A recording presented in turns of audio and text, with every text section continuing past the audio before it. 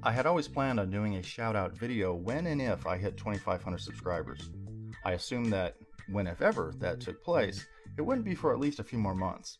But much to my pleasant surprise, I was fortunate enough to get a very unexpected shout out from a fantastic videographer here on YouTube, Brett P. Palmer, also known as the Bible Skeptic.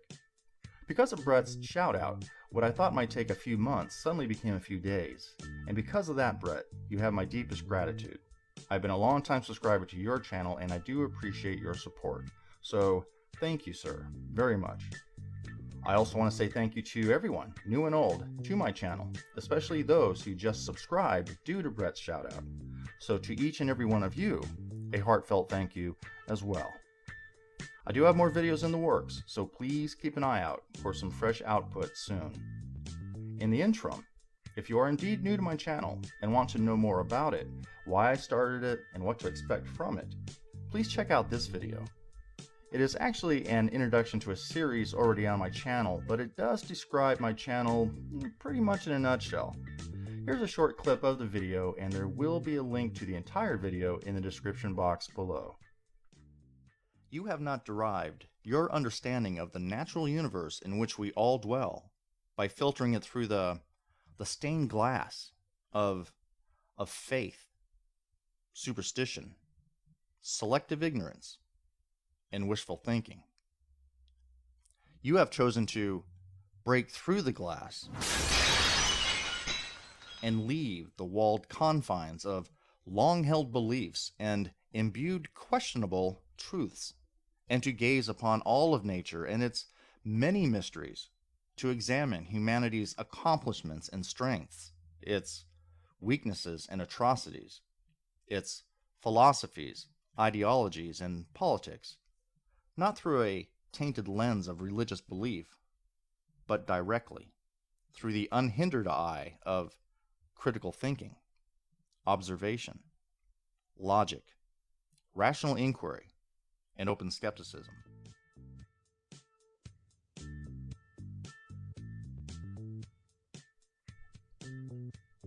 If you visit my channel, you'll see that I have two playlists dedicated to my hobby of diving for tropical fish here in Virginia and in North Carolina. I've opened a new channel called Tropical Strays, and it is specifically dedicated to my hobby.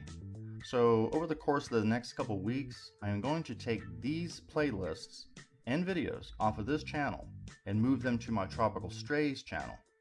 If anyone is interested in my adventures in the water and what I find out there, please check out my new channel. There will be a link in the description box below. Well,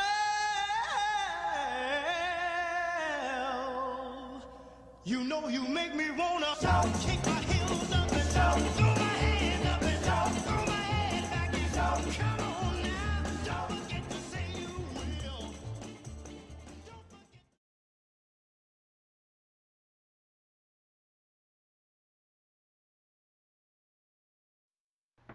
Reinforcing positive atheism is very important to me. It's also important to a staggeringly large and quickly growing group of people that are far more interested in furthering proper education and tolerance among humans than they are cutting off society from religion entirely. Religion is part of our history, all of our history.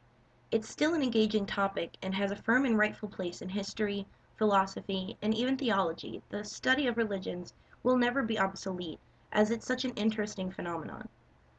The things the human mind are capable of are far better understood when we have such examples to consider. Overwhelming groupthink and its correlation with rumor and popular belief, coupled with our natural need for community and our brain's evolved technique of detecting agency, creates incredible outcomes for better or for worse. When the general public is kept ignorant of science and history, and made to believe the humans inhabiting the rest of the world are somehow different, we can no longer make decisions based on what's truly best for our species. Wars begin and never end.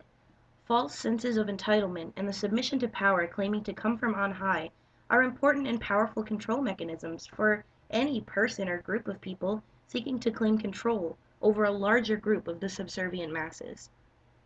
They don't want you to learn that we're all the same. They want you right where you are. Just put something in the collection plate. face the right direction when you're on your knees and do exactly what we tell you, and only when you die you can know the truth. You know you make me wanna shout, kick my heels up and shout, throw my hand up and shout, throw my head back and shout, come on now, don't get to say. Inside my mind, very quietly, I heard these words. If God were human, I wouldn't want him as a friend. I recognized the voice as my own. I knew it wasn't the voice of ultimate evil, but myself making a clear and reasonable point. I realized with shock that I didn't even respect God, much less like him or love him. I feared him. Then I realized that God had heard me think this, and became even more afraid. I pushed the dangerous thoughts away again, and sang the next hymn with anxious fervor. I tried to convince myself that I needed to pray and fight harder against Satan. But something had clicked. It was too late. I had finally realized that God was a prick. I didn't stop believing in him. At first, I just stopped liking him. I kept going to church for a while, struggling with these difficult emotions. I was sure I was going to hell, and there was nothing I could do about it. I kept up half-hearted efforts at being the good Christian. Then one day, a black man was asked to leave our church and encouraged to go worship among his own kind. He was a single father with a little girl. He left quietly, holding her hand. I walked out right behind him and never returned to that church or any other.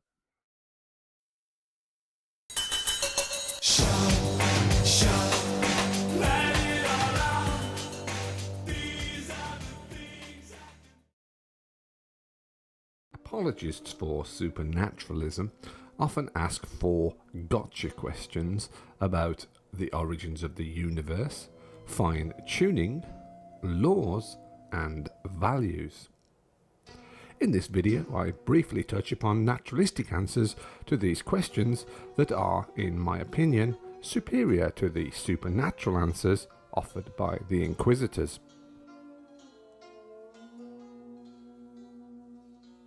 Well, I don't, because I can't. I certainly don't claim that the Big Bang accounts for the origin of everything that exists, nor would I agree that it represents the start or limits of nature. It's just something that happened about 13.75 billion years ago, and there is no good reason as to why other natural things could not, in principle, have happened before or beyond it. Peddlers of first cause arguments for the supernatural cannot rationally explain the origin of the universe either.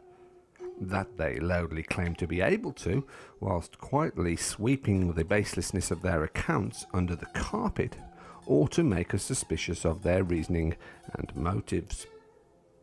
Since the consequences of endorsing a false explanation are, more often than not, worse than truthfully admitting one's ignorance, an irrational explanation is worse than no explanation.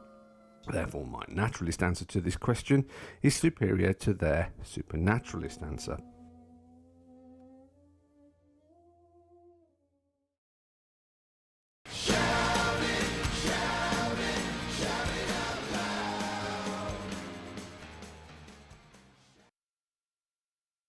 As you all know from my other videos, I've recently deconverted from Christianity.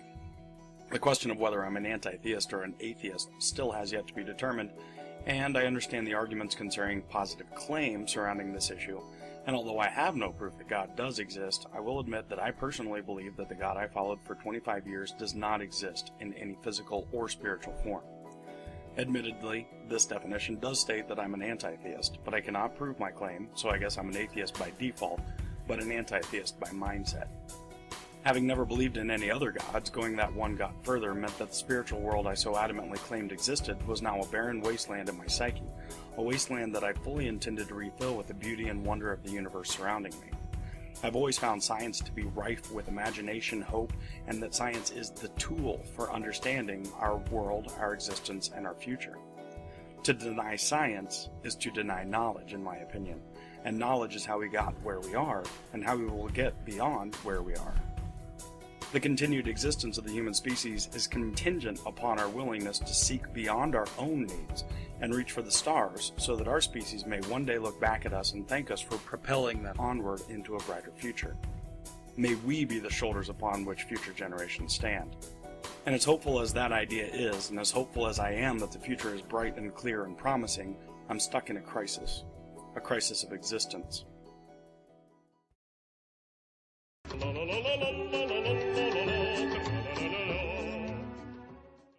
When placing religion and reality side by side, a sacrifice needs to be made. The two are mutually exclusive and thus cannot be reconciled.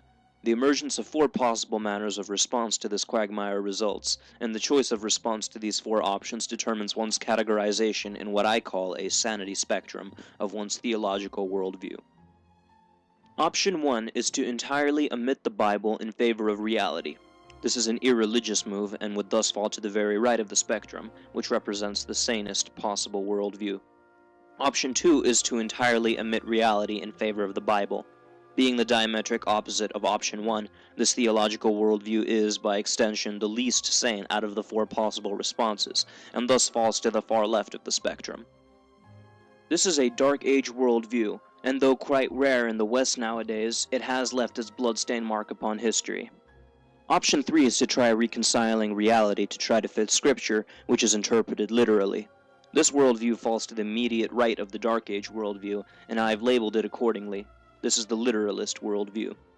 The final option, option 4, is to try to reconcile Scripture to try to fit reality.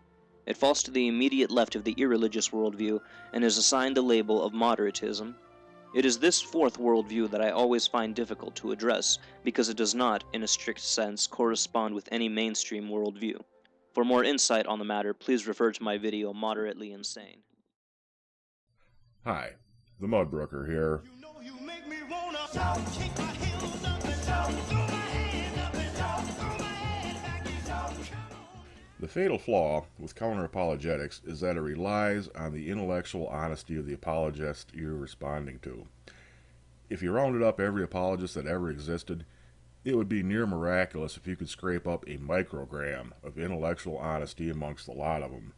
So if you find yourself confronted by an apologist, rather than wasting your time with counter-apologetics, I suggest